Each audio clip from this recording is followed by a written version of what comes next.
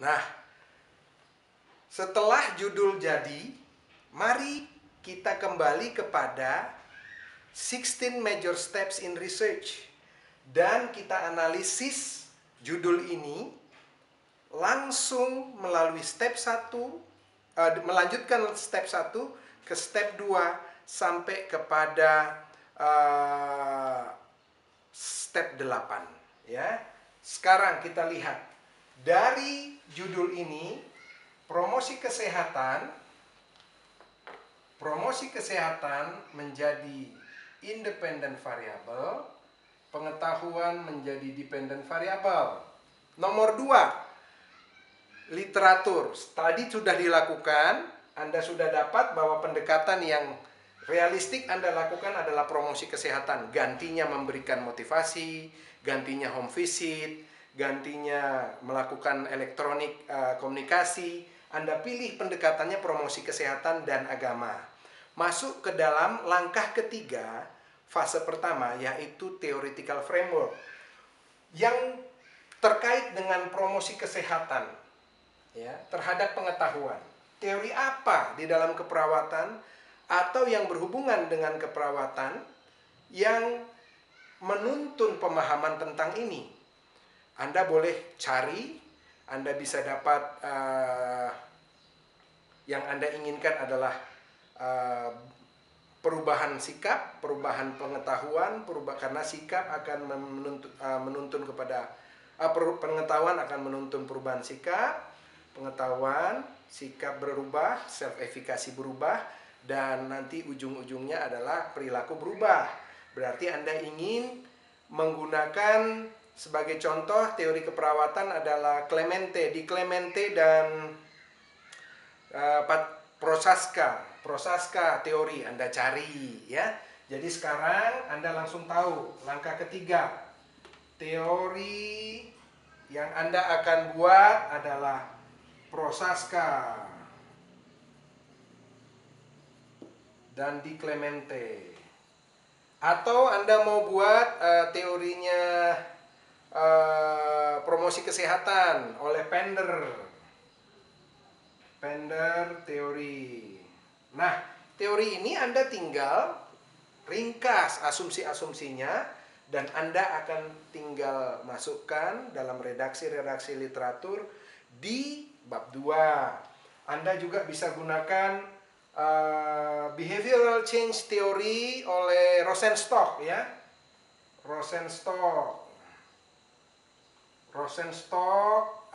kemudian Rosenstock dengan rekan-rekannya ada kalau saya tidak salah Jeffrey, Rosenstock, Jeffrey dan Kigilis ya. Jadi ada 3 pilihan teori ya. Baik, kita masuk ke 4. Fase pertama, ini sudah mau akhir dari fase pertama, yaitu formulating hypothesis. Apa hipotesisnya? Yang kita akan uji coba adalah pengetahuan sebelum dan sesudah. Berarti bunyi null hipotesis apa? Tidak terdapat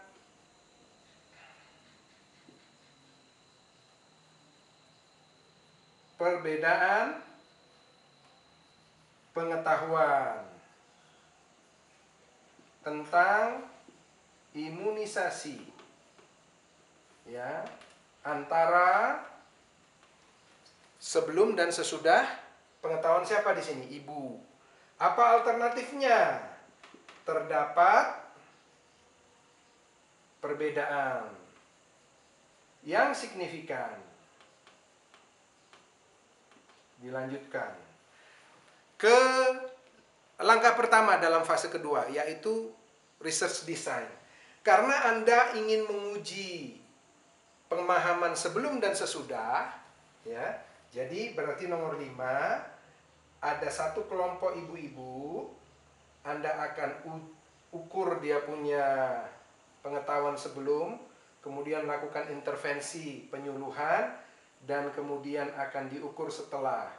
Pre dan post, berarti yang Anda akan buat adalah grupnya tunggal. Apakah dana Anda cukup untuk membuat grup yang lain sebagai kontrol? Silakan.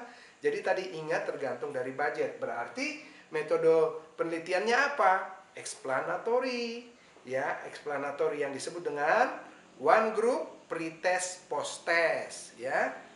Nah, jadi berarti adalah one group, pre dan post test. Lihat di sini. Ini Anda dapat lakukan setelah memperoleh kejelasan tentang masalah.